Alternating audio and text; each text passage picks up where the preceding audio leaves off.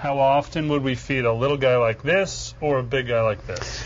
Approximately every 7 to 10 days on a young one. On the older ones, once a week, as long as you don't feed too heavy. And if you want him to eat a couple of items, you'd rather feed him a little heavier, then maybe once every 2 weeks will be fine.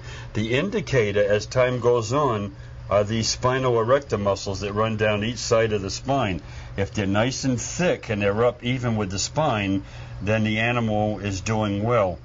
If the bone sticks up like a knife edge, and you can hardly feel any muscle on the side, then the animal's going downhill, and we don't want that to happen. That usually indicates that you're not giving him enough food.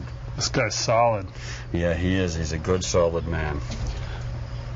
And how do we size the right rodent for our ball python? The general rule is it should be the diameter of the head or 1.5 times the diameter of the head. But usually you can tell. If the animal struggles getting something down, it's not good. If it stretches the cartilage, the animal won't eat for a period of time. We'd rather give several large mice as opposed to one large rat, because rats have more of a threatening odor. If you use mice, they have less of a threatening odor. Now, psychologically, if this animal suffers a bad incident, a rat jumping at the face, and you notice they don't like anything approaching their face. It worries them. But if an animal jumps at their face, they'll go off food for a period of time, sometimes as much as a year.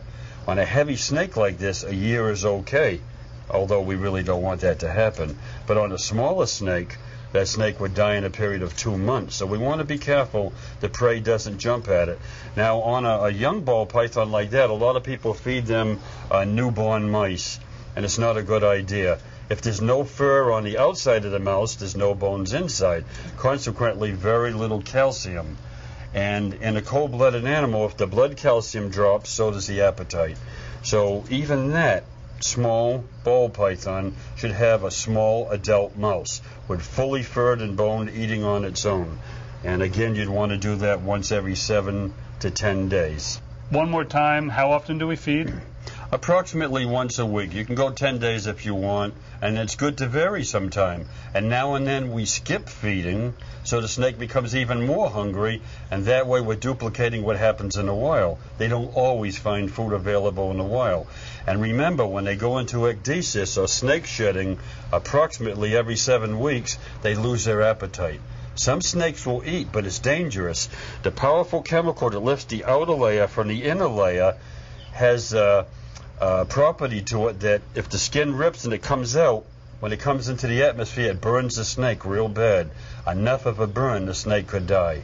So we don't usually feed them. If you see the eye clouding or bluing up or graying up, then we leave the snake alone, and it takes about 12 or 13, 14 days depending on temperature, and then the skin comes off. And when the skin comes off, then the snake is hungry again. Beautiful.